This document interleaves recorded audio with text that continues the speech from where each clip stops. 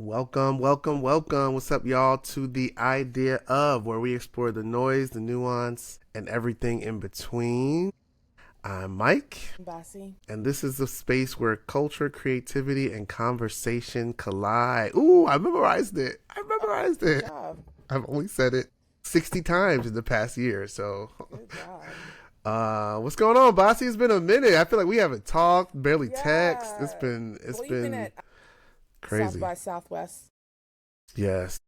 Yeah, I started therapy for the first time in 3 or 4 years Okay, okay. last week, and I actually told the lady, she's probably like 12, that my goal was to be as honest as possible, like 95% honest, because I get used to sort of editing in therapy because I've been in therapy for so long. That's like they don't need to know that part. This is the part that's important. Fix this part. And yeah, so I was like, I have to be honest as I possibly can. And when I catch myself, like, all right, nope, tell the actual truth about that. Mm. Um, and as I was talking, I was like, damn, I'm depressed. Wow. Okay. Yeah, I just like a low grade underneath it all because I've had big D. Like, pause. I've Whoa. had that was crazy. No, Whoa. yeah. Okay. We gotta I've clip had that. I've had big depression is what I want to say. Like the Right. like Got the you. can't move, can't eat, can't Mm-hmm. it's I'm coming to see you, Elizabeth. Like I've had that depression. So Mm-hmm. whenever I have like the lower grade, I'm kind of like it's fine. Like it's fine. Because it could be much worse than I am functioning at school. But as I was talking, I was like, yeah, I have some depression running in and like just underneath everything all, and I need to figure it out. So yeah, started therapy last week, and I've been trying to, I don't know, live. How about you? How was South by Southwest? Man, it was phenomenal. It was really, really dope. Really, let me use better language. It was, it was. I was about to say it was big. Pause. Oh, what is this? It And was just just. just to be clear, when I say pause, it's like anything remotely sexual. It's not like the pause that y'all New Yorkers say. It's not No, like I mean it's not homophobic pause. It's just like remotely that's sexual. pause. Like pause is anything that's like, whoa, what's going on? Yeah. But no, South by Southwest was amazing. It was overwhelming. Our company only did the EDU portion of it, and it is a space to, it's supposed to be like this creative tech space within education, right? Like, where are all the big ideas coming from in the field of education across the country? And there was so much tech and so much AI. Like, everything was AI based. Everything was, how is AI going to change teaching? Can your kids learn to read from an AI bot? How can AI help with behavior? How can so that part was interesting, and our organization really stood out as a result because we are so human centered and so Mm-hmm. human focused that it's five of us in our company, and it's our work is driven by the five of us. Like, individually we are important to the work, and so we found ourselves just trying to like carve out a lane for what is our placement here in this conference. We expoed so that our organization had a table in the expo area, which is even more reflective of this big tech. Everything was tech, AI, not even really social media, but more like technology. And so we don't do anything in that area, really. So us being able to talk about all of this tech advancement, our organization can help humanize it, right? Our organization can help bring these messages of AI and technology to families, to communities, to help better integrate what they're trying to do in schools. And so that was kind of our lane that we figured out at like day 2. Like, okay, we do belong here, and actually we have a pretty important role in all this. So it was just dope to be around. We go to a lot of education conferences, and they're stuffy. They're kind of like everybody's wearing suits and ties, and we were able to, this is all like kind of like, I wouldn't say tech geeks, but more like folks that are not reflective of like traditional lines of education. You know, it's not just like K through 12 teachers and principals, right? It was a lot more diverse than that. So it was definitely worthwhile. The vibes were cool. My presentation I presented on my research, it was very well received and just dope to be in front of people in that capacity, you know, as a speaker, as, you know, as a learner, as a researcher.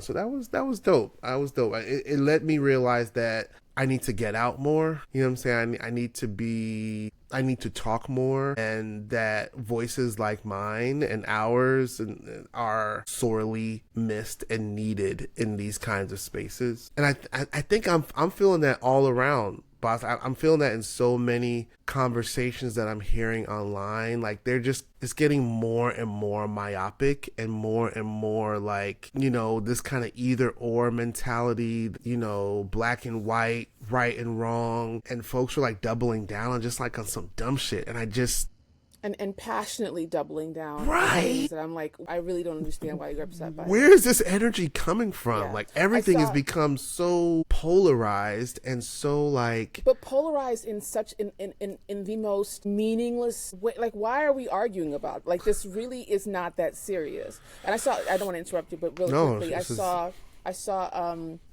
and this is my sister and I talk about this all the time, but I saw a TikTok where this guy was like listing all these things. Like, you don't hate this, you don't like this, you're not concerned about this, you're not stressed out about that, but just like listing all these things. They're like hot topics. You're like, your personality, you got your personality from the internet. yeah, You do not care about any of this shit. You're not like, you don't hate the word more. Like, just it was like really like an in-depth. And as you're listening to him, you're like, yeah, people have developed a personality based on these random things that one person might have disliked this thing, but now it's your entire personality. Like, oh my God, me too. I'm so glad somebody said it. Nobody said it. Nobody said it. I mean, and if somebody said it, they said it like in a very personal, this is how I feel way. And then you decided like, hive mind, everybody feels this way now. I didn't know we all hated, because we don't all hate that. One person did, and then you decided that was your personality too. Yeah, I think like there have been kind of in the same light over the past maybe few months, year or so, where there's this trend in Black social media spaces where folks are saying like, oh, like we all grew up the same. We all had this like so many similar experiences. And I've seen those posts that are more like positive and nostalgic, like, oh, like we all had parents that told us to take out the chicken and defrost it before they came home, and if they didn't, we would get in trouble. Like that's like a universal Black experience on some level. Or, you know, we all, you know, watch Price is Right with our grandma, like things like that people are like, oh, that's cool. But the things that people are talking about and that they're like doubling and tripling down on, it's like taking like very specific reactions and applying it universally. Like, we don't do this anymore. Like, we're not listening to this anymore. And it's just, we're not respecting our elders, or we're not. Yeah, or like we're not doing anything we don't want to do anymore. Like, just like what? What are we talking about? Vein, it's like people are talking about like, oh, we all had you didn't take the meat out the freezer, and you didn't watch your brother and sister while we go to da da da. And I was like, that was abuse, and we were being parentified and adultified, and it was not our responsibility to put chicken in the what? What are you talking about? It was absolutely your responsibility. It was just a thing. Like, it was just literally one thing. Right. You weren't asked to like cook for the neighbor. I don't know. I can't even think of what would make sense, because it's like none of this makes sense to me. I'm sorry. And you're taking somebody who was legitimately like fucked up, like legitimately had to deal with a lot of stuff, and people are attaching themselves to that and saying, oh my God, me too. And I'm like, no, it's different. This person's mother going on a heroin binge for 3 weeks, and they have to take care of their siblings, is different than when you get home from work, make cereal for your brother. Like, you know what I'm saying? Like, that's different. Yeah. That's different. Yeah. And people are like, I just think it's ridiculous, honestly. Yeah. People aren't all abused. I think that there's this incessant need. It could be a reflection of just like so many people are looking for validation. Like, so many people are looking for that Me Too.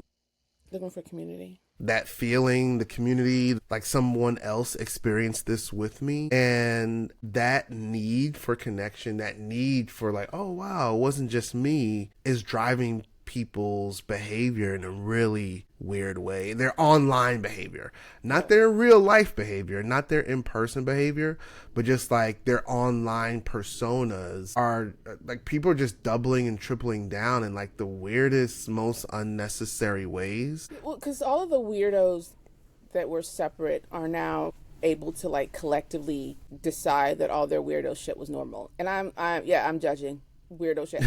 We're all weird in some ways, but like I saw a thread. I was on Threads for like 3 days. I was like, you know what, boss? Threads? Who goes on Threads? Everyone's on Threads, but I was really? Like, is everyone on Threads? Everyone's on Threads. Everyone's on Threads. I only see Threads on my Instagram, and I'm everybody, like, I go over there. I'm like, oh, okay. Everyone has migrated from Twitter to.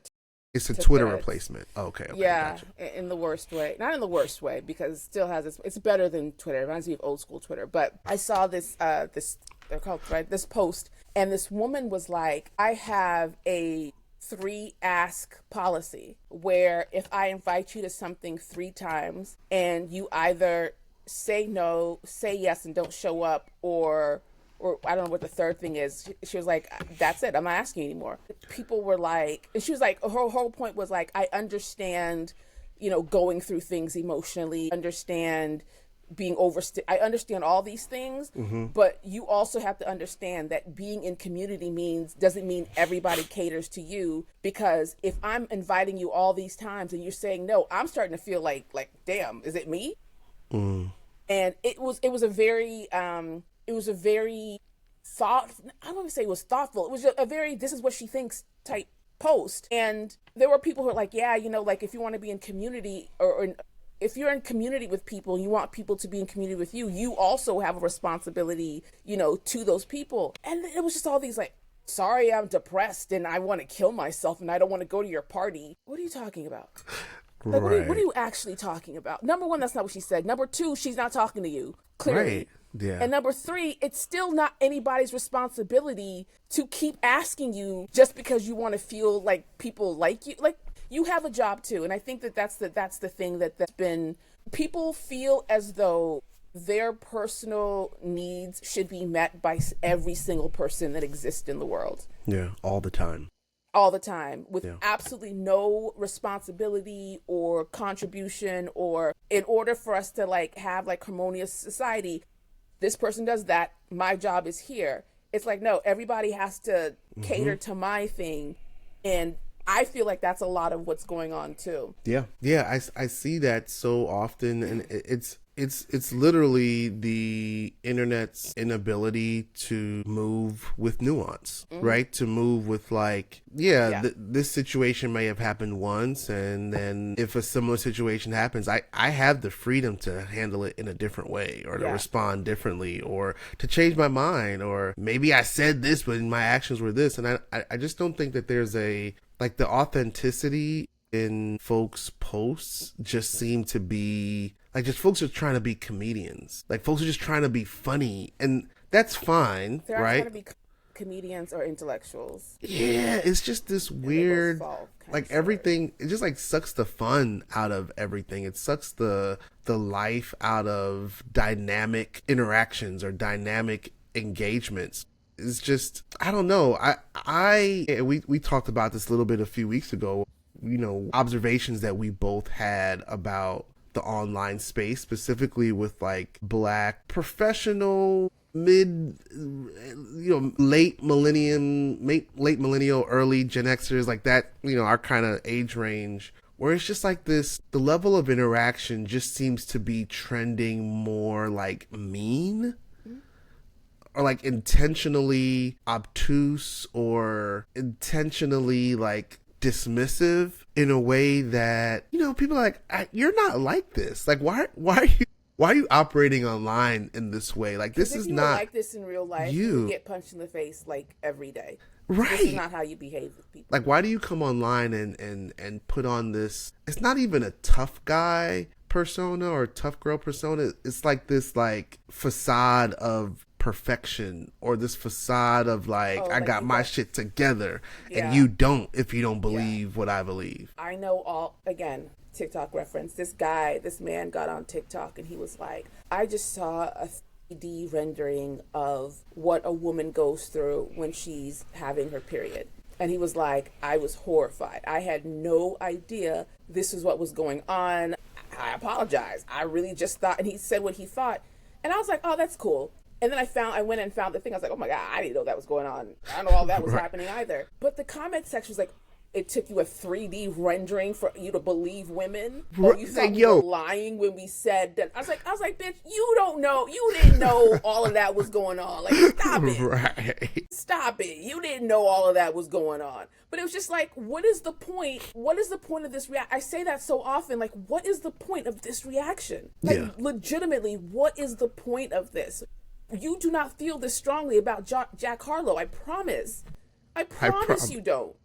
Right. It's so funny you mentioned, because that was literally going to be my next example. You know, so our listeners probably know Jack Harlow. He's this artist. Probably don't. That nigga's not that famous. He's not. I mean, he's an artist, right? He's a music artist, and he came out with an album last week called Monica, and it was definitely not what people were expecting, right? Like, they were expecting him to come out with, he had a bunch of hits, like big hip-hop-ish pop hits years ago, and he came out with this new album that is very much like 2007 neo soul, right? It is a soul album. There's no raps on it. And before we even talk about the music, people initially, I only saw it coming. Well, actually, the first post I saw, like, going in on him was from this white dude. And you probably saw it. It was this white dude, hippie looking dude, long hair, scraggly beard. Oh, something Brian. Yeah, and he was kind of mimicking the Vic Mensa with the orange tree. And he had like potato chips, and he was like bashing homeboy, bashing Jack Harlow, like calling him a culture vulture while he's using Vic Mensa's entire engagement strategy. Anyway, Brian, that's his name. Yeah, so I just wanted to post, and I was like, hey, I didn't get that. Like, I follow Jack Harlow's career. Like, I have his albums in my playlist. Like, I follow his career, and I kind of saw that this wasn't a surprise to me. Like, the sound of the album was a surprise, but him going deep into like his R&B bag, that wasn't surprising. Like, he's done this with hip hop. Like, he had an album that was like pure hip hop. And it was him walking through New York and black and white aesthetic and all that. And so I just said that. I was like, I didn't feel that way. I didn't get that, And someone came on the post talking to me and was like, well, I'm sure he's going to love spending your money since you're just a blind follower. So I was like, yo, like, I just said I didn't feel that as someone that, follows music and talks. I didn't get a culture vulture vibe. I got other vibes, but it wasn't culture vulture vibe. And I got blasted. I was like, God dang, I didn't even say nothing. None of these people care this much about Jack Harlow. I'm so sorry. You don't care. But this is what I remember. I remember it was a couple months ago when he said that they said he had an album coming out. And people were like, oh, watch, he's going to be like Post Malone. He's going to be doing country, da-da-da-da. Yeah. And then his album comes out. It's not country. It's R&B. And it's like, switch the tactic. Yeah, like, what can we say now? Right. And the thing is, like, I didn't even know he had an album out until people were like, oh, he's doing this. He hates black people. I don't listen to Jack Harlow. Yeah. I know the one song the first song he did, I don't know what the song is. On the airplane. No, not that one. It was like the first one. Shit, it's gonna drive me crazy. I should know that. Yeah. I can't even think of any of the words because now I'm thinking about the first class up in the sky. Not that one. It's one before that. What's poppin'? Oh. What's poppin'? Yeah. And I was like, okay. There's no option. Yeah. Cool. He's a rapper. Yeah, he's a white guy. Yeah. I appreciate that he's rapping and not like all the other stuff that I don't like from current day hip hop. But then that was it. That was it.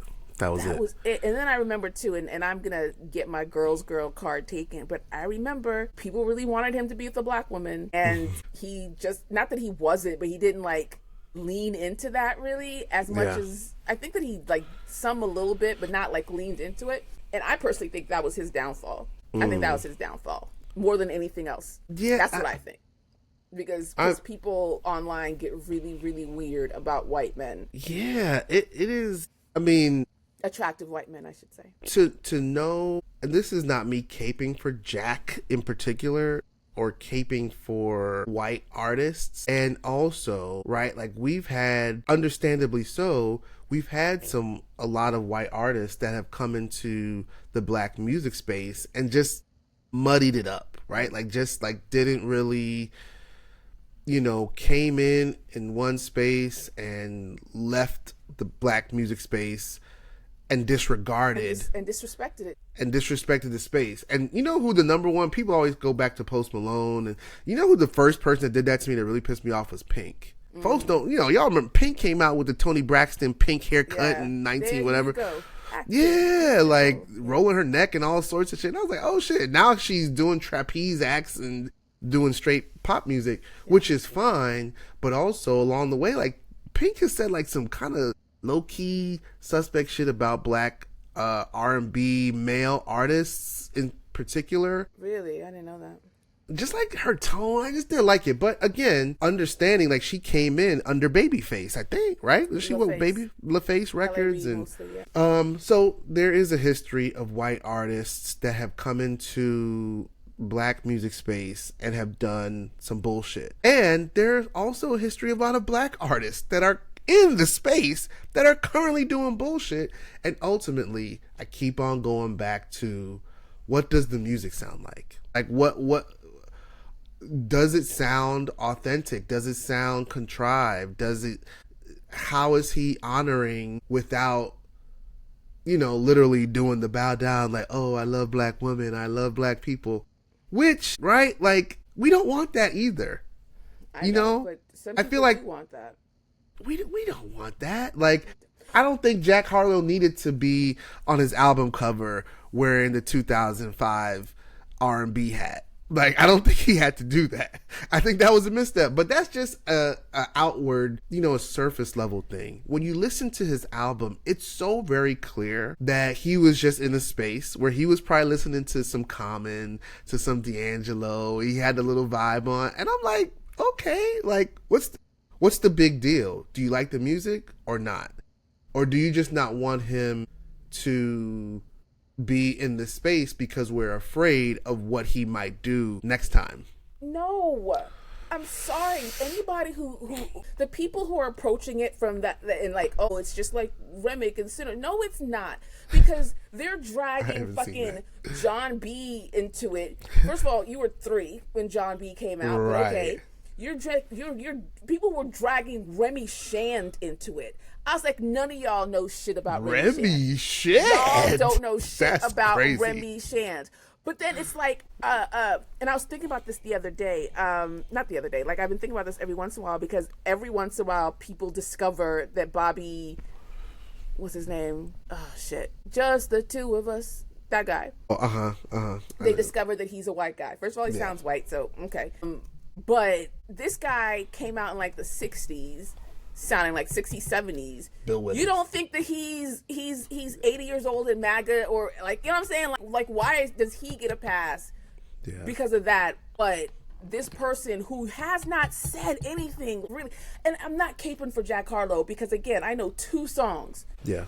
I know 2 songs, but I don't see anything in what he's doing that is so outrageous and horrible and worse than anybody else doing it. I just don't see it. And this huge like ruckus that's being caused is so outsized to anything, and I'm sorry, is not a real fucking problem. It's not a real problem, and it is, folks are being willfully obtuse in the way that black folks have been criticizing white people for being when it comes to our culture, when it comes to some of the, the discrepancy, some of the, conditions of our neighborhood and communities, and some of like the hardships that black folks have experienced, and that whole kind of mentality. A lot of white people like, oh, I didn't know it was so bad, or, just kind of like minimizing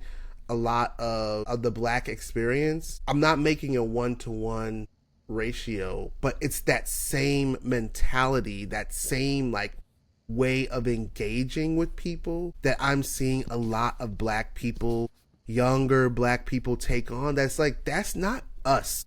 Like, we don't do that. And it's not about inviting everyone into cookout, because even that within itself is it's just a bullshit ass knee jerk reaction, right? Like, we can't invite everybody to cookout anymore because Jack Harlow made an R&B album. Like, what we need to, in my opinion, like what we need to consider, right, is that Black folks in the Black communities, you go back to Black churches, you know, our actual neighborhoods, they are safe spaces, right? And they should be, because Black people are not white people, right? Like, we've chosen over time, right, to be more welcoming, to be more inviting, to be more comforting. And that is a part of like the fabric of, in my opinion, being Black. And we don't have to be like, well, diasporically. Yes, across the world. You can go into any Black community in the world and be a stranger and not be treated as a stranger. And I feel like that is something that is unique to us. And we don't need to abandon that, because there have been some people that have come into our house and fuck shit up, right? You know what I'm saying? Like, because I still feel like that those happenings are anomalies in the grand scheme of things. You know what I'm saying? So I hear you and I agree, and I immediately think, because this is the example that people make, and it's absolutely not 1-to-1. But Dylan Roof, who went to the church and killed. I think that there's that as a literal danger. And if churches were to be like, okay, hold on, I understand that. There's fuck all to do with Jack Harlow. Fuck all to do with Jack Harlow. And the fact that you're trying to make it as though it's comparable is ridiculous to me. It's ridiculous to me. And it tells me quite often that either you're a grifter, you know better, but this is your bread and butter, or you just discovered Black people as a Black person. I call them Black since Ferguson's. You just discovered that Black people outside of your family exist. And because it's not, there's certain ways that like you said, there's certain things that we just are. That's the way our culture, regardless of where we started, and it's just something that we've always sort of brought with us. That's just who we are. That's why the slave shit happened, because too damn welcoming. You know what I'm saying? Like, we don't automatically sense, not that we don't automatically sense danger. I don't want to infantilize Black people, but I feel like the presence of danger, or the acknowledgement of danger or potential danger, doesn't outweigh our natural ability to love and to welcome. Like, we could do both. Like, we could be like, this is dangerous, and also, right, like, we're still going to welcome you in and be careful. And because humans are humans, and there are some horrible people, sometimes you get taken advantage of, sometimes you get hurt, sometimes you get burnt. And I don't think that, but go ahead. I just wanted to like. No, there's a couple of things just kind of like surrounding this that I just realized are connected. I've been like reading a lot about the Jonestown massacre, and then also it was the anniversary. Was it the anniversary? I don't know why it was on my For You page, but it was the story of Yusef Hawkins, and they were talking to the girl who like invited, who was I didn't know that Yusef Hawkins didn't know this girl. He just happened to be in the neighborhood when they thought. I forgot about Yusef Hawkins. I forgot about that. When they thought, there's a mural in Brooklyn. I used to live by. I used to walk by all the time. They thought that Black people were coming to this girl's birthday party. They saw Yusef Hawkins, who was not. He didn't know this girl, and they killed him. And I was like, oh my God, I didn't realize this is what it was. And I saw, of course, MAGA and the things like, well, a white person can't walk through a Black neighborhood without being killed. False. That doesn't happen. That just doesn't happen. That has never happened. Right. Has somebody gotten robbed? Probably, yeah. Right, but it's not white person, kill him. Right. Happens around white people. White people are the only people like, huh? Kill him. Right. That's he doesn't them. belong here. Follow him with a shotgun and shoot him up. Yeah. That doesn't. Yeah. That's a perfect example. We don't operate like that. And I don't think we should. And I don't think that, like, I feel like the fabric of who we are as people, especially in this country, you know, I always go back to this. I remember Cornel West came to to speak at JMU, and he said that black people are the conscious of America, or the consciousness of America. And at the time, you know, I was in my psychology bag and I was like trying to, like, what does that mean? But like, ultimately that's what we're the heart. Like, we are like, and making two analogies, correlations here. Cornel West, conscious of America, the heart of America. And then I also remember growing up, my mom used to always tell me when it came to relationships or girlfriends I would have and girls I would like, she'd be like, Mikey, like, why you always wear your heart on your sleeve? And I never understood that, but I was like, I can't change that. Like, and I would try to change it. I would try to change it in that moment. And you know how I would change it, or I'd try to change it? I'd be an asshole.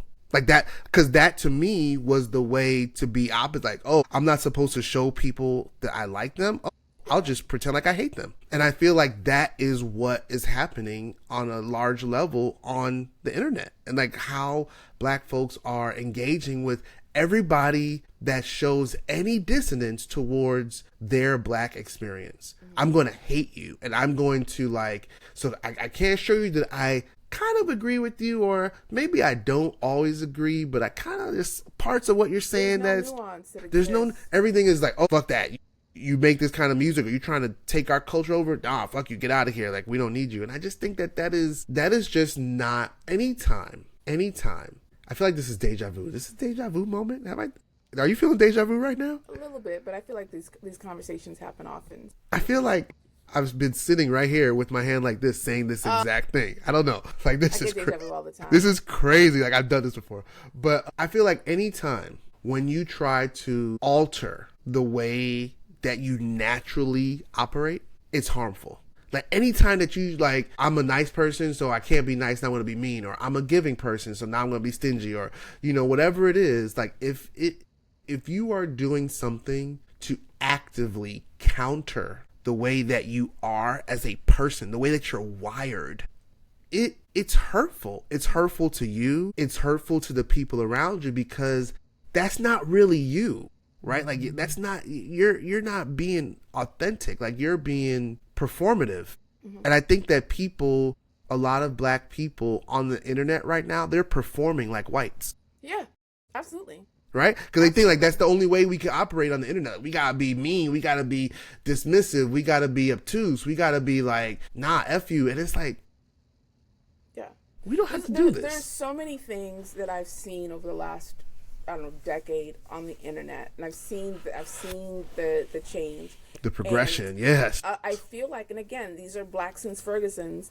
A lot of them want revenge for how they were treated in high school. They want revenge for it, and they're acting like you said, like they were mean to me. I get to be mean to white people now. I'm sorry, I don't think about white people as much as people who hate white people think about white people. That's and it. Nine times out of 10, they've got white partners. So I mean, like, what are we doing here? They got white partners or white homeboys or white, right. You know, they are the only black people they know. Like, there's this one girl on TikTok whose whole thing is like calling out white people and like literally calling and getting them fired, and it's a whole thing. I think I've seen her. And I was just like, she's the one that laughs like in the middle of whatever she's talking about. Yes, I have seen her. So I'm like, okay, I don't see the appeal of this, but okay, you know. There was one time she showed up on my For You page, and she was talking about, it was two things. She was talking about wearing her natural hair for the first time in her life. I was like, okay. And then she said... It's not a flex, but okay, got it. Then she said, I have never dated a black man. I've only dated white men. Well, there you go. And I was like, oh, okay. Got it. There it is. There I know where to place you now. There's another guy who does the same thing, who does like a whole like this day in black, whatever. Mm-hmm. And then he like, I saw like a interview or something with him, and like he went to like all white boarding schools his entire life. I was like, there the fuck it is. Y'all don't know any black people except for your family. Yeah. And I think that, and I want to be clear, because I'm hearing two people in my head right now. I'm hearing Deontay Kyle, and I'm hearing, maybe it's just Deontay Kyle. Maybe that's just what I'm hearing right now. And he's had some phenomenal guests over the past few weeks on this podcast. And I'm hearing them because I really appreciate Deontay's, like, his narrative about Black folks and how we need to, reinvest in the Black community. But I see it in like the Black ecosystem, like actual community, social community, emotional health, mental health, and all that. And whoa, you all right over there? It's fine. Sorry, go ahead. It's fine. No, and so I hear that, and I hear, like, I could imagine that if someone's hasn't heard our podcast before, or they're tuning into this one kind of looking to be willfully obtuse, they'd be like, oh, they caping for white people. And I just, like, okay, sorry. Right. No, exactly. I'm getting mad at fake people. Sorry. Right. Like, tell that mother. And so I have been very intentional about where I'm noticing my energy is going, right? Like my actual energy, my physical, like my mental energy, my attention. And the more that I am and intentionally focusing on Blackness and Black people, the less I consider white people. But it's not like a dismissive, like, fuck white people. It's just like my attention doesn't go to what do white people think about this. Yeah. My attention goes to how can this benefit Black people? What are Black, like, really, I'm like, how does this, my community, my people, whether it's the history, whether it's, even if it is online, right? And so I don't think that people, especially younger people, no shade to young folks, but I don't think they understand that the more pro-Black we are, I don't even like that. I don't like that language either. What does it mean to invest and reinvest and refocus on Blackness? The only way, or one of the only ways to do that, in my opinion, is to focus less on whiteness. And that doesn't mean that it's like, fuck. And I think that the younger people think that the way you disinvest in whiteness is to be like, fuck white people. No, in my opinion, the way you do that is to love Black people. Yeah. But I don't think we know how. I really genuinely don't think we know how to do that without being like, fuck the Spanish people. The Hispanic people voted for Trump. I don't care. Like, I just don't have the capacity to focus my energy on what white people are doing. And I could still love Black people, focus on Black people, and I could still, like, have space in my heart for white people and have white friends and all of that. But when it comes to our community, I just don't think we understand how to do it. In general, the blueprint isn't there. Well, the thing is, there didn't need to be a blueprint. You know what I mean? Like, it just, I think about white people so little that I get surprised when I see a white person. I'm just like, what's happening? Why are you here? Why are you here? Right. I'm in Bowie. Right. What are you doing here? Right. No, but I think that so many people, the people that we're talking about, don't know, I think you just said this, don't know how to love Black people. Yeah. Because their relationship to their Blackness is oppositional. It is right. It's not I just love, I've thought about this recently. I have never in my life either not wanted to be Black, wanted to be lighter than I am. Mm-hmm. Anything that, like, the only thing, and I'll admit this very freely, the only thing was my hair, because I don't know how to do hair. And then I got locks, and I was like, okay, we're good. This money works now. Right. Yeah, okay, because I did want a Jerry curl in 1986 just because I wanted to be Michael Jackson. That's Black though. Right. That's Black though. Like, I've never wanted. Very Black. I've never wanted to. I've never been like, oh, I hate my nose. Oh, I hate my lips. Yeah. Never in my life have I done that. I hate my skin. Never. I just love who I am, and I love Black people, and I don't give a fuck if Jack Harlow wears a crochet hat. That does not change how much I love. That hat was bananas, but go ahead. Yeah. It does not change how much I love Black people. It doesn't change how much I'm going to support Black people. I'm not listening to Jack Harlow's album because I don't care about fucking Jack Harlow. Right. Y'all are promoting this album more than Jack Harlow is. And that part. And here's the thing. Here's how, like, Bossy and I both love black people. I also like Jack Harlow. So guess what? I'm gonna listen to his album. You know what I'm saying? Like, and it doesn't change your... And it does... Exactly. It doesn't change anything. I don't think that Blackness is so fragile right. that any wind can knock it over. I do not believe this about ourselves. Yes. I do not believe this about ourselves. Put that on a t-shirt. That's crazy. Say that again. I don't remember what I said. I never remember what I said when you say it again. Blackness is not so fragile as... Damn it. What did you say? I don't know what I said. We got to put that. That's the title of the episode. But I just, Jack Harlow is not a threat to my blackness. Jack Harlow is not a threat to black art and black culture and black music. It's not. He's just not. Because even if, let's say he is Gargamel from the Smurfs, and he's trying to infiltrate black music. Gargamel. I don't even know why I thought about that. Let's say that he is Gargamel and he's trying to come in, he's trying to culture vulture it up. Like, there's so much other dope black shit that if we give him that much power and him and what he represents or the machine that's behind him, like, it just doesn't have to be. It's just not. If we're focusing on black shit and loving black people and the black community and black art and black culture, there is space for other people to contribute to black art and the foundational music, even if they're not black. And that's still not, is not centering white people, because we're centering the sound. Yeah. We're centering the notes and the chords around it that is fundamentally black. And the thing is, okay, this is gonna sound crazy, and I know people like. And I'm with you because I'm trying not to sound crazy, but we want black. My God, sorry. This is it. So Sinners at the Oscars. I don't want to get into that yet, but Sinners at the Oscars. You saw it, right? The movie or the Oscars? No, the Oscars. Yeah. Watch Best the whole song thing. When they did that whole. Come on, what are we talking about?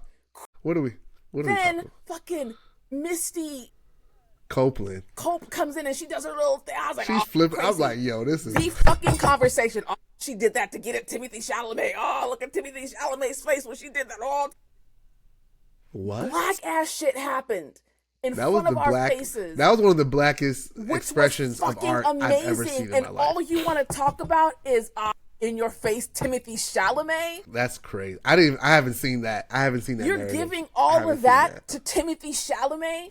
That's the shit that I'm talking about, because actually, let's talk about you and I. When you like something, you want other people to like it. Right. Like, when as much as the Cole shit is crazy to me, I understand how much you like that, and you want somebody like, I love this shit. Like, you're not hearing this shit. Right. That's what black music is. People love that shit. Right. And I think that long gone are the days, and people are always like, this is the thing. These people, like, that's what happened to jazz. All right, come on. Your grandparents weren't born when that happened to jazz. And that's not going to happen because of where we are as a culture, society, and the fact that we have documentation. I think that the danger is in sort of individual cultural moments that needs to be like pushed back on. There's this woman who did a viral modeling walk, and it's basically just urban modeling. It's basically just the shit that you see at churches and like at drag balls, like it's college fashion shows. It's literally that.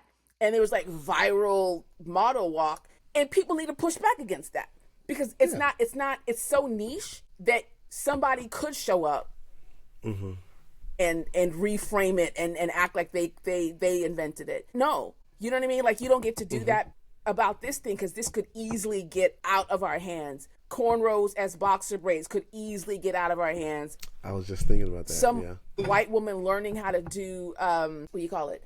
How to lay edges or lay a wig or whatever, and she's teaching white people as though she just came up with it. Push back against that shit. Yeah.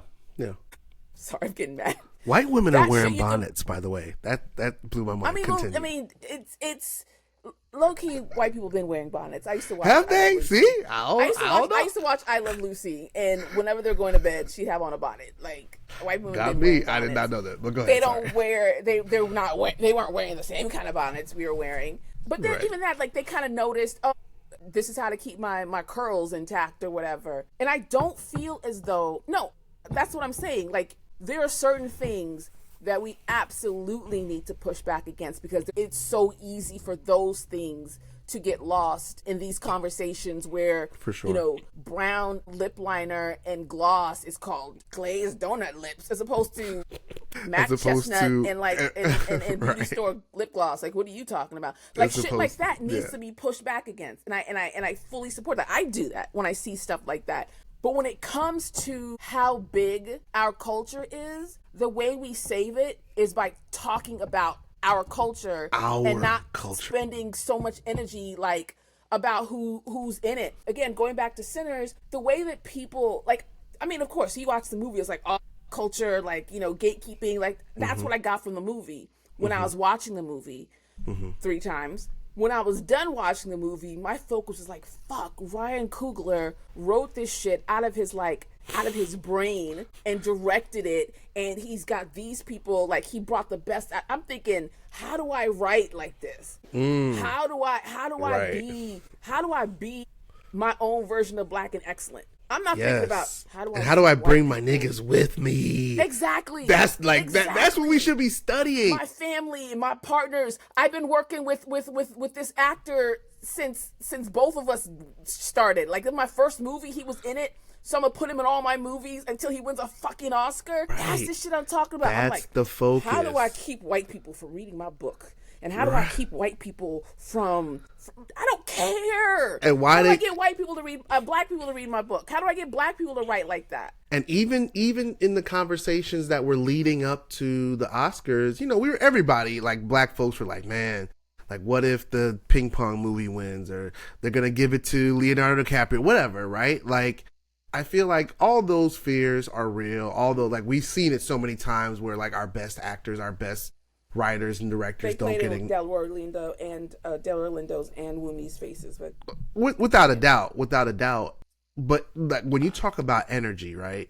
Like there are so many ways that we can restore, refurbish that energy that's focused on whether or not we're gonna, you know, lose to Timothée Chalamet into, wow, let's study what Coogler is doing and how he's done it and how his art has increased and the deal that's behind the scenes that no one's talking about, how he's gonna have all rights to this shit in 20 years and what that means for filmmaking in the future and like all of the black moves that he did. You talk about blackness in true form. I think that every time Ryan Coogler opens his mouth and like not just what he says, his accent, how he chooses to wear his hair, his fashion choices when he goes on the red carpet, how he talks about his co-stars, his wife, like black shit.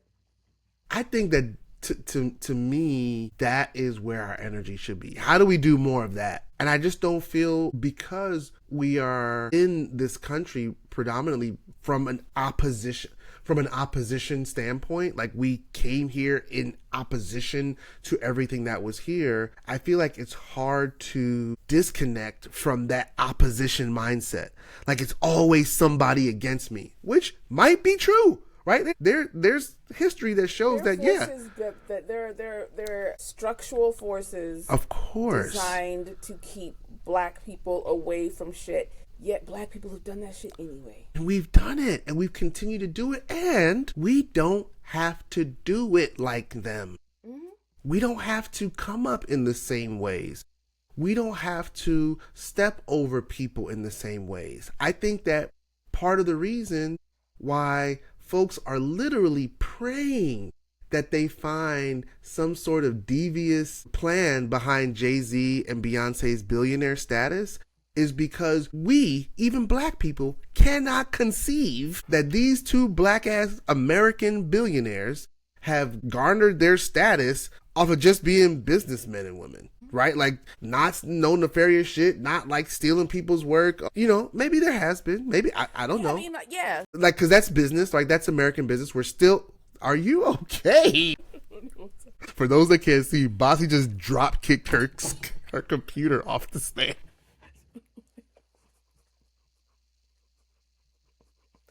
I'm trying to get comfortable. I don't know why I'm so uncomfortable, but I'm trying to get comfortable. But yeah, That's so the problem. I think that is. I mean, I think just the whole way that we think about our love for blackness in opposition to or whilst whiteness is happening all around us needs to be examined. And I want to say one thing, Bossy. So you always talk about like how you're surprised to see white people, and like in your environment, like white people are not as commonplace. In my environment, it's the exact opposite, right? And so the school my kids go to is not white, but I told you it's very diverse in different ways, right? My work environment, I'm the only black person. When I went to South by Southwest, very few black, especially black men, not a whole lot of black men in the space, right? And so I find that in those environments, right, the ways in which I demonstrate that I'm blackity black first, the way I've done that has changed over time. And when I was younger, and when I was in college going to a PWI, when I was working, you know, in DC around a lot of white people, it was very much that opposition mindset. It was like, oh, fuck them, it's me, you know. And as I've gotten older, I found that it feels better for me. I feel like it is, I don't want to put a value on it. It's not better or worse. I just find that it takes more brain power on to be in these predominantly white spaces and still be like, I'm blackity black, pro-black, love black people, and I don't have to use that space. Like, I love white people too, and I don't, right? And I feel like people think you have to do one or the other, right? Like, if you're in a majority white space, I don't have to go in there and be like, hey, white people, like, feel safe with me, I'm good. I just double down on my love for black people, right? Like, I just exist. I'm here. Like, I'm never going to shy away from an opportunity to be like, this is good. All the shit y'all talk about is good. And I want to think about how we could bring this to black communities. And to say it without flinching, without being angry, without like being, and it's not about being respectable. It's about showing that this is normal. This is normal. If you're talking about all this AI shit, I'm thinking South by Southwest and different rooms I was in. If you're talking about all this shit in the community and this happened and this moving piece, that moving piece, and technology, this. And if I say like, hey, have y'all thought about how you're going to share this message with low-income folks in black communities? Or it's not a gotcha. It's not a, you know, I'm not trying to derail what they're doing. That's accuse you of anything. Yeah, I'm not, yeah, no shade to you. And I don't have to be like, no shade to y'all. I'm just demonstrating that's how I'm focusing on being pro-black in these white spaces. It's just to normally bring up like, hey, have you talked to any black families about this? No? Well, okay, you should do that. You know what I'm saying? So a couple of things, because as you were talking, it reminded me of E going to York and going from like, and I very clearly emailed his coach once he committed and said he was going there. I was like, his experience is different than the other kids, and that has to be put in consideration. It's not like single him out and treat him. You have to consider the fact when you go to these little towns and these boys are like walking around, his walking around is different than the other ones. I'm not telling you anything except for acknowledge it. Yeah. Be aware of it. Exactly. So there's that. So, and another thing though is I always am surprised to see white people. I could be in fucking Aberdeen or whatever, and I'm like, it's a lot of white people. But that's my point. I never think I'm the only black person here. I think there are a lot of white people here because I'm here because I'm here. Right. I'm here. If I'm here, I belong here. Why are y'all here? Why are there so many of y'all? That's the way that I think of it. That's the only way, because if I was always in a constant state of not only othering but minimizing my presence, that does more damage, I think, to who I am than me. Like, I'm here. Why y'all here? Mm-hmm. Why are there so many of you? Why are they? Why can I count 5 people at Costco? Mm-hmm. 5 white people at Costco. Why are y'all here? I'm supposed to be here. Yeah. That's just the way that I've always thought. That's what my parents, specifically my dad, always taught us. My dad went to school in Tifton, Georgia, and then Knoxville, Tennessee. Like, he was in the South, and he was like, I belong here. Yeah. Why are y'all here? Right. Yeah, exactly. Yeah, I just want to see So, really that. quick, this is just on that same thing. Do you know who Tyreek Withers is? Why do I know that name? I feel like he was in Him with Marlon Wayans. Homeboy, my frat brother. He's an alpha. Yeah, he's an alpha. Yeah. Like, super tall. And he's white presenting. Mm-hmm. As in, he could very, like, okay, so people are like, oh, he's biracial. Yeah, but he looks a certain way. I don't even know how to put it. Like there are a lot of biracial people, but he could very, very easily be like, yeah, I'm mixed, I'm biracial, I don't see color, I'm the human race. Like, he could very well. He's one of the few biracial people who, when they say, when I walk into a room, I don't know where to sit. Like, I believe. Everybody wants to sit with the black people. The fuck is wrong with you? Like, just say you want to sit with white people and go there. Like, why are we having this conversation? Him? Yes. I'm sure you walked into the cafeteria and you were like, all right, what do I do? Right. Where do I go? But then he said, I choose blackness every single day. And this is somebody who could justifiably not. Yeah. He could not. Like, he could just not. But he makes a choice. And when you're looking at, like, his, and I actually talked about this in Threads, when you look at, like, his Instagram, he'll have, like, 40 pictures on Instagram. It'll be like, oh, this thing, white people. Then you'll see him with black, like, just wherever black people are in that room, he's found them. He's with them. Yep. But he does it in a way that's so, like, this is normal to me. Yeah. This is just who I am. And when he speaks about things, when he talks, you just know that he loves black people and loves that he's part of the black community, and he's an alpha. Like, that is, I've seen, like, fucking people darker than me join white fraternities. Right. He could very well have done that. You know what I mean? But he didn't. And no one would know the difference. No one would care. And I'm like, and I was talking about the fact that because he's getting more and more famous, and because he's like 6'6" and he's good looking and he's got like all these different things, white people are going to have a very difficult time with him because they can't other him the way that they want to because he looks too much like them, where it's like they're thinking, and I'm just thinking for white people now, he looks so much like us, why doesn't he want to be with us? Like, why doesn't he?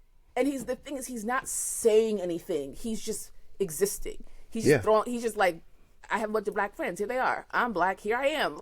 And they can't be like, oh, he's too woke, he said that white people should die in a fire. Right. He's not doing that. Yeah. And the fact that this is somebody who has, every right to be like, I'm white. I know my name is Tyreek Rashawn Withers, but call me Ty. Like, he could so easily do that. He could. And he's making a decision not to do that. And I can't remember why I brought this up. No, it's so funny you mentioned that because I just looked at his pictures. I don't think I realized how white he looks. And when his hair is his straight hair, he doesn't have the biracial curly hair. It's like, it's straight. When his hair is low, he looks like he could be a brother for sure. Yeah, but look, are you on his IG? No, I'm just like on Google. Go on his IG and just maybe not his latest one, but like the one after that or the one before that, his carousel where he's at some what do you call it? He was strolling at the premiere party. Like, come on. Yeah, that's how I always see him. I guess because from my alpha algorithm, like he always shows up doing some alpha shit. See, I'm looking at where it's like white people, the sky, me, and then it's just like black people, right? And it's not performative. It's just this is who the fuck I am. Yes, it's so funny. And that's the way I'm talking about. Like, just be black. Like, that's my point. He could very well just not do that or make it into like his identity to prove that he's black, as opposed to like, I'm just showing up black. Yeah. Like, that's what I feel like we need more of in general from black people. Yeah, just unapologetic. You don't have to do a whole lot of explaining. Just come in and or apologizing. You don't have to apologize. You don't have to be like, no shade to anybody. No, just say what you say. And go from there. But yeah, I wanted to hear your take, Bossy, on the Grammys. No, Oscars. You said you had some observations. Well, I mean, it's not going to be shocking to anybody. Oh, yeah. It's just they played in Sinner's face. 4 out of 16 is bullshit. That's crazy. It's bullshit. Yeah, that's Ruth crazy. E. Carter, who wins every Oscar she's up for, lost this year. Yeah, I noticed that. Sean Penn, who hasn't won anything and hasn't shown up to any of the awards, he wins Best Supporting Actor. Yeah. Give me a fucking break. I noticed that Ruth. I was really surprised. I thought that was a given because she's won for everything. Yeah, she won for stuff that I didn't even know she. I didn't even know she did. Of course, Black Panther. There was another one she won for. I was like, she did that. Yeah, I know what you're talking about because I have the same. Think of it. Yeah. I have the same. Let me look at it. But I had the same observation. I was like, oh, that was her. Yeah, they played. I think that. How do you give it to? And here's the thing. There's something else that I said. I don't care who they're up against. I don't care. I don't care who the other nominees are. I know that Black people have to literally, Michael B. Jordan, be twice as good. Yeah, like two people. The fact that Delroy Lindo has been in the game as long as he has, and this is his first nomination. Meanwhile, they'll say, this is Leonardo DiCaprio's 3rd win and his 18th nomination. 18th nomination, right. And He's not that so good of an actor. He's really not. But it's I mean, he's a good actor, but he's not 18 times Oscar nominated good of an actor. Timothy Chalamet has been nominated three times. 3 times. He He's 14 years old. Tuesday. Exactly. Right. He was just born last Monday. He's not that good of an actor. Not. So, but you know what I was thinking? Go ahead. No. Go ahead. No, but that's basically it. Like, I always am going to root for Black people because they're not going to get the same number of chances to be in this room. So when they're in the room, I'm like, they need to win it. I don't fucking care. Yeah. And you... Sorry, no, go ahead. You know why too though? I'm thinking, like, look at the freaking range of the Sinners movie. Look at what it's a period piece. It's a horror movie. It's a fucking vampire movie. It's social commentary. That's relevant. There's all sorts of racial dynamics from the Native folks to the Asian engagement. Like, look at the breadth of this story, right? So for Ryan Coogler to win screenplay, I think that's the best award of the night. Like, yeah, he definitely I would have been knocking shit over. For this movie, like, original screenplay, like, this is not from a book. This is not from another rendition. Like, this is his own idea. So that's dope. But every year, Danielle and I are like, all right, we're going to watch all the Oscar noms and we're going to, like, so we can have it informed. And we never do. But what we did do this year is we watched, like, extended previews of each movie. That. Right? Did I mention this on here already? Did we talk about it? And, like, all of the other movies that were not Sinners were just, like, movies. They were just, like, stories. They were just, like, good stories. I'm not saying that they were bad stories, but white people just have the freedom for their stories to be, I'm saying digested. That's not the right word, but like default.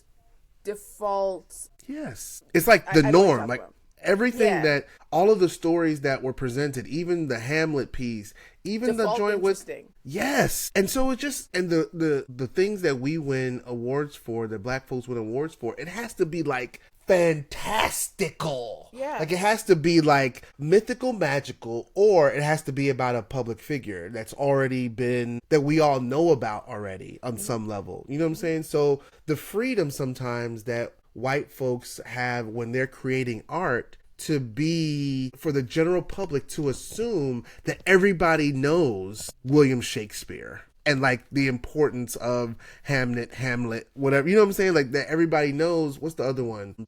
Even the Alien movie with the woman, Emma Stone, is that her name? Sigourney Weaver? I don't know. No, where the new, where they thought she was an alien, they cut all her hair off. Emma Stone, yeah. Yeah. It's like, even that, it's like she's presented in the preview. I've only seen the preview, so this might be my ignorance showing. She's like a regular white woman. And the reason why the story is so compelling is because these people think she's an alien. and they kidnap her. They do all these things. So I don't know. I just think that, you know, you're allowed to be a regular person as a black. you got to be a vampire. You got to play two people. You gotta know roots. You gotta it's like even so with much. people, like even with the Annie character, what she did that was so important, they don't get. Whereas we understand she was like the fucking spine of everything. Right. But they don't see that. Yeah. But they would see that if it was fucking, I don't know. I don't even, name a white person. If it was Emma Stone. If it was Emma Stone. Right. If it was Meryl Streep, they'd be like, wow, what a character. You know what I'm saying? Such quiet elegance. Yeah, yeah. But I mean, and that's the thing too. Coogler should have won for Best Direction. It should have been best Picture. What else should Delroy should have won? Wumi should have won. Yeah. I don't know what Ruth should have won. I don't know what else they were nominated for. So they can be like, okay, maybe I don't know. I don't know anything about best catering, and I don't know anything about that. So right. I don't know who could have won that one. But the ones that I am observant of, that I can see with my own two eyes, they should have won. Hands down. I bet you if what's his name was nominated, he would win, and that would have made me so mad. I'm making shit up so I can be mad about it. It's like if Remick was nominated, he would probably have won. God. That would piss me off. I'd been so mad. That would have been the end of the internet for sure. Also, to see what they did on that stage when they recreated the scene that was already hands down probably the best sequence in a movie I've ever seen, and to recreate that on stage, and then while he's singing live. He's singing live, like he's singing and playing the guitar right there. And that little boy, that's another thing. That little boy, he's 19. He learned the guitar for this role. If that was Timothée Chalamet, he would have got a nomination. Right. They would be lauding him as the next great actor, next great this and next great that. But you gave it to fucking K-pop anime. Yeah. Fuck, pissed me off. Yeah. Pissed me clean off. They should have swept. I don't care. I agree. Forrest Whitaker win an Academy Award for? Was it The Last King of Scotland? Is that it? Oh, I think that sounds right. I was wondering that too, but now that you say it, that's it. Yeah, that's it. The fact that there have only been 6 Black Best Actor winners, and they're all still alive except for Sidney Poitier. Is Sidney Poitier still alive? No, he died like he died like yesterday. Yeah, no, but he recently died, like in our recent lifetime. Yeah, for sure. He very recently died. And he was able to name them. Like he named them in like half a breath. He didn't even have to take his second breath. Like he named them all. He added some women in there, just be like, let me round it out. God damn. Right. Threw Holly Berry in there. I was like, okay. But yeah, that there is no way that with, we're talking about art, we're talking about creating, that in the history of movies and understanding like how I saw this video clip this week of Loretta Devine. Did you see it's like a podcast with Loretta Devine, Kelly Williams from Family Matters. And I was joking. Really? No, yeah. And the other character from Family Matters, Thelma, her aunt on the show, whatever. They had a podcast, and Loretta Devine was saying that, like, acting, when it comes to black folks, like, black folks don't need acting classes. Like, we grow up acting because we have to be one way in front of our family and another way at church and another way in another environment. And that's the way that she said it. It was just such an obvious statement. But if we think that in the history of movies, that there were only 6 black men that were worthy to be the best actor that year, like what are we talking about? It's just crazy. Same thing with the Grammys, same thing with all of these, like, award shows, is that we know that the ways in which black folks create art and not even create art, but the emotions that we have to tap into to create our art, you can't compare it to just regular people. Now, what's going to make people even more mad is if and when Monica gets nominated for an R&B Grammy and he wins, and they actually show the award on television, which they normally don't do, right? Like, just be prepared, because that's probably going to happen. Did you see I hate it when people do this. Let me know when you're ready to talk about. Fucking just talk about it, baby. But she was like, let me know when you're ready to talk about why Jack Harlow named the album Monica. Oh, and then that was the only thing she tweeted. I was like, all right. I was like, Is this more. a to be continued? Right. And then people were like saying shit in the. Of course, everybody had 87 things. But the thing that she was trying to say is that he wanted to call it my nigga, and Monica sound. Yeah. What are you talking about? Come on. What do you mean? What are we doing? What are we doing? What are we doing? Like, really? That shit is. Ugh. But I've heard people joke and say that, but like, there should be no seriousness placed on that sentiment. Like, where'd you? And that's the thing. Like, you just made up a reason to be extra mad at this dude, and for no. I don't think about any of these niggas as much as I don't think about these niggas at all. At all. But where are we at? We're at 1 hour and 20. We're good. How you feeling? Yeah. I'm good. I feel like there's something I wanted to talk about, but I can't remember. I feel like there's something else too, but I'm glad because I really wanted to have this conversation just about like black spaces online, and we don't have to be white, y'all. I promise. We don't have to operate like they do. Yeah. We don't have to, have the same speech patterns. We don't have to have the same. We don't. We can just love us and focus on us, and that's it. We can just love us and focus on us. That is literally. That's it. That's it. That's it. I just cannot see myself getting so upset about something like that. And I don't even mean it in the way where you're like, oh, Kim, there are people dying. Like, I don't mean like, oh, there's a war going on. Why do you care about this? I literally just mean I don't care because it does not affect anything that has to do with real life black people. Yeah. It just doesn't. For sure. It doesn't. For sure. It doesn't. Did you see One Battle After Another? Is that what it's called? I did it. I want to see it though. I I haven't seen it yet. I heard it was really good. I heard it's a compelling piece. Really, I've heard nothing but negative things about it. Yeah, see, My friend who watches all the movies. He was like, it's the same genre of movie. It's a white savior movie. It's a white savior movie. Okay. Yeah, it's a white savior movie.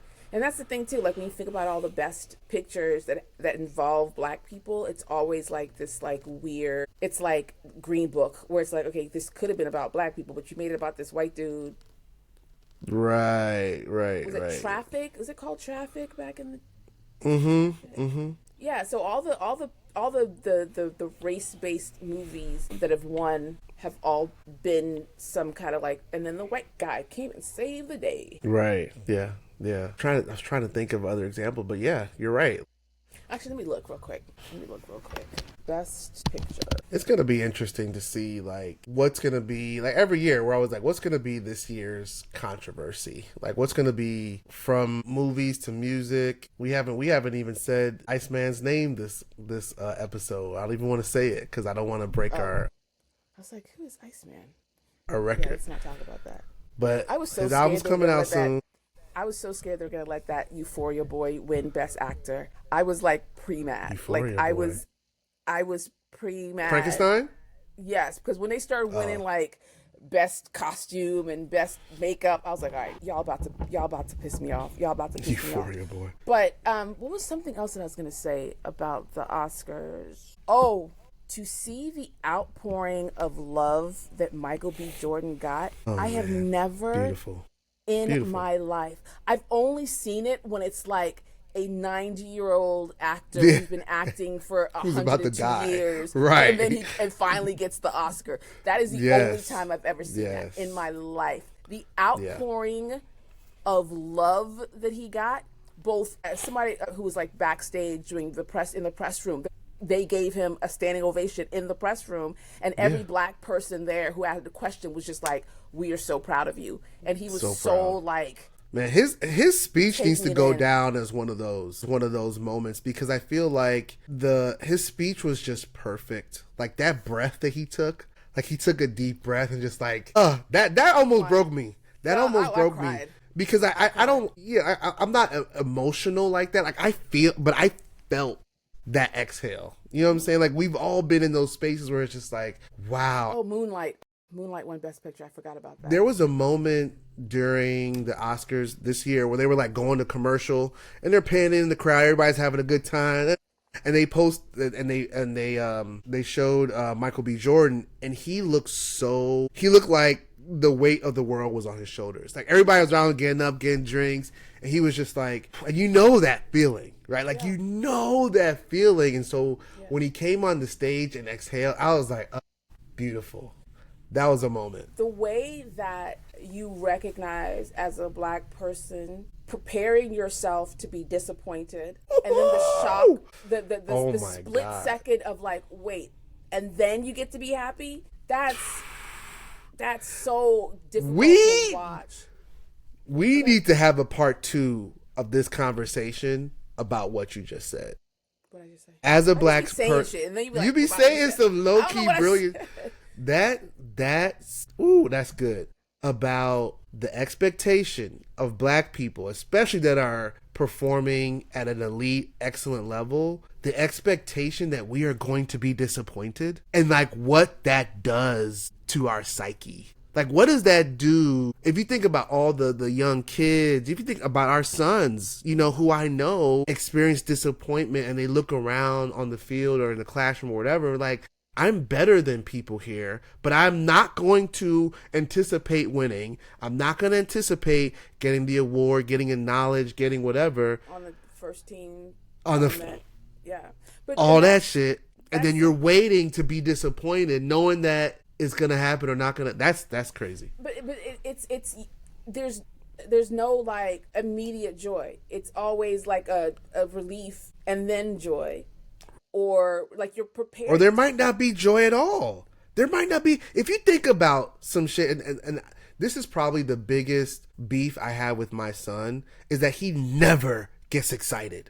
Like I very rarely, and he's won some of the most amazing awards, has some of the most amazing moments, and he's always level. And me, I'm like, I'm so excited. And I feel like I might have been like psychoanalyzing him, or I feel like a part of it is like the position he plays on the field it's not good to be emotional as a center back. Like you gotta be like stoic. So I feel like that's a part of just who he is. But then I just started thinking about like how many times he's been disappointed.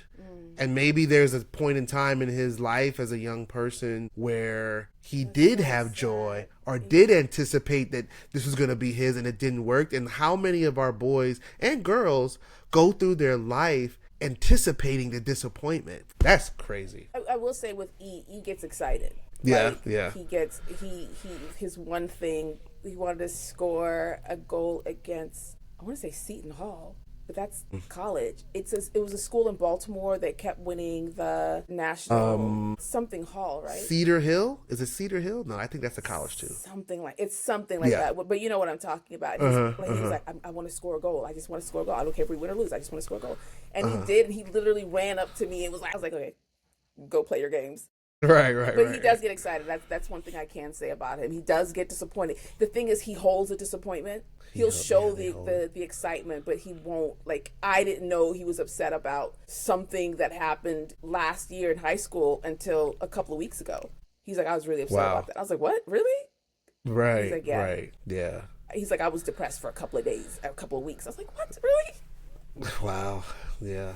But yeah, it's just, you know who I kept thinking about too? Chadwick Boseman. Oh, yeah. When Ryan went up there. Oh my gosh. Because he would have been there. Yeah, he would have been there. Man, that's tough. I didn't even think about that till you mentioned it. He would have been. I feel like he would have been in the movie. I don't know if for he sure. Played, but he would have been in the movie. Yeah. He would have gotten written in. But I kept thinking about that. I kept thinking about I kept thinking about the brotherhood between Ryan Coogler and Michael B. Jordan. That hug when Michael won. I was just like, I love Black people so fucking much. Yeah. And to see Black people in that setting being Black, like that handshake and hug. Black. That handshake and hug, that was Black. Yo, that was Black. That was Black. When he got up there and said, God is good all the time. Like, you know what I'm saying? Like, this is Black people doing Black shit. And even when he walked up to get his award, I can't remember. No, I think it was Coogler, one of them, and just like how they acknowledged the woman, like his wife and the mom. I don't know who, there was another woman there. I guess I don't know if that was Michael B. Jordan's mom or somebody else, but just like it was just such a thing. And then when you look at it in comparison to the white people that went up, they'd be like, "Peace, I'm up." They didn't acknowledge. To me, is like that is how we operate. You know what I'm saying? Like, if I'm in the audience, I'm going to go win an award. First person I'm dapping up and hugging is my wife. And then my mom. And, you know what I'm saying? And they did that in such a non-demonstrative way. It was just like natural. That's black. That's black shit. You know what I'm saying? Yeah, It was even beautiful. when he was like, my mom's here, my dad just flew in from Ghana. I was like, all right, Africa. Like, I'm just like random, like, Right. I was like, why He's are like, you where in you at? Ghana? Like, just the fact that he said, where you at? I thought that Pops? was black as... Yo, that Where was, you at, Pops? that was so dope. He acknowledged his dad. Whoever acknowledges their dad. He needed to see him. Right. I needed to hear you. I need to see you. Where are you? Yo, Okay. that's shit You like know that. the B in his name stands for Bakari. No, I didn't know that. And let me tell y'all something. I remember when y'all motherfuckers said that he didn't like black women, and he was so distressed by that shit. He mentioned it in his Vogue 75 questions. I was like, right. y'all motherfuckers. I remember that. Yep. I remember when they gave him hell for when he was on the red carpet last year, the year before, and his friend from high school or someone he knew from high school that was made fun of him in high school. Yeah. He kind of called her corny, out, right? and he didn't even go as hard as he could. Had that been me, I'd be like, yo, he was so cool about it. He was like, yeah, cool, okay, I remember. I got you. Yeah, I remember. Yeah, I remember. But even I saw him at Whole Foods once in Newark. No. I forget he's from New Jersey. I keep it in my mind he's from Oakland. My sister used to live like down the street from the Whole Foods, and I went to the Whole Foods, and I was like, "Oh, this nigga looks like Michael B. Jordan. Wow, he looks a lot like Michael B. Jordan." That's crazy. Is that Michael B. Jordan? And then I googled. I was, oh, he's from here.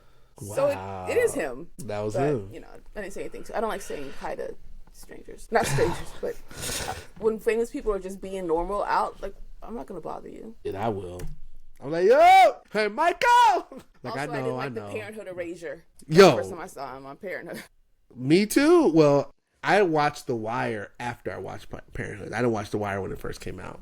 So my first introduction to him was through Parenthood, and he killed that role. He killed that role. I mean, I was like, why this white girl? I don't see it, but okay. You know, for TV. All right. For TV. Yeah, but yeah, I'm super happy for him. I still think that sinners deserved more. There's something I feel like I wanted to... talking about black people and getting fucking caught up in shit that has nothing to do with them. Who the fuck cares that Timothée Chalamet said that opera and ballet was boring in 2017? Black people, why are we involved in this? Why are we involved? Like, why have y'all made this a cause for yourself when you only think about ballet twice a year, Alvin Ailey and Dance Theater Harlem? Misty Copeland, right. The only opera you know about, the only opera you know about is Carmen the Hip Opera. Like, shut the fuck. That's nothing to do with us. Like, why are we in this? Let the whites have their thing. Why are we in Let this? the whites have their thing. Also, that's not what he meant, but okay. Right. Same thing with Jack Harlow. They said that he wanted to get blacker. Like, come on, y'all, nuance, people. You heard what he said. You heard what the people asked him. And here's the other thing, and then we can log off. He was talking to the two white dudes from New York Times. Like, they are very established music. Yeah, I forget the name of the podcast. Reviewers. They're good. They're dope. Like, they're very well studied.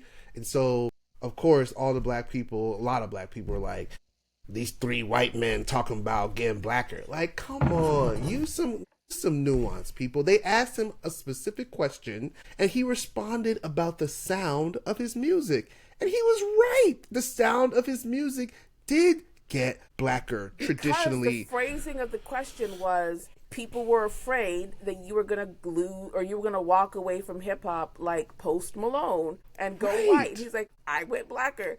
He shouldn't have said it, but I don't think that he didn't mean it the way that people wanted to take it. And again, who cares? It's not a fight. Right. It doesn't make his music sound any different. One of the things that I find really bothersome is when people don't know something about, like, an aspect of something, they come in during the controversy or whatever and make like those guys, like, oh, who are they? They don't know anything about music. It's like you just never heard of them before, but they do this. Right. They do this. Yeah. There was my sister sent me this post where this white woman says, "Black coffee drinkers, explain yourself," and people took the joke as black coffee drinkers, Like black people that drink coffee. Right, they drink coffee. And like people were like, oh, I was about to type really fast until like da-da-da. Or like, I don't think it's like just really like playing into the joke. And she was like, oh my God, ha ha, I meant this. There was this person, black woman, I'm sorry, who said something where she took it too seriously, basically. She took it too seriously. And then somebody was like, that's the joke. And then she said, okay, but black people exist. Bitch, what? Ma'am, see what I'm saying? Like, what are we talking about? Like, why are you being willfully obtuse? Like, don't do that. That's not what she meant. And you saw all the comments saying that's not what she meant. Right. And all the jokes and her responding to the jokes. And then here you come. The jokes are funny. Like, we always gonna joke because that's a part of how black people deal with the opposition, right? We joke through it. The jokes, I'm for all the jokes. I'm for calling Jack Harlow Ninth Wonder Bread. Like, I think that's brilliant. Yeah. And all of them have been phenomenal. But yeah, just it's not that deep, y'all. It's not that deep. It is that deep. That's one of the comments we're gonna get. For sure. Oh yeah, we're definitely gonna be called all sorts of white apologists for this one. Well, folks, thanks for listening. As always, follow us on all things. We are the Idea Pod. We took a week off, but now we back, baby. Back with the jump off. Okay. All right. Don't ever say that again. Okay, first of all, was that a Joe Button reference? No, it was a Lil Kim reference. The fuck? Oh, you're right. What's your problem? Oh, my bad. Why do you hate black women, Mike? My bad. I'm sorry, black women. I did not mean to take that from you. But yeah, I don't have my closer, so this is the idea of. Peace out, y'all. Bye.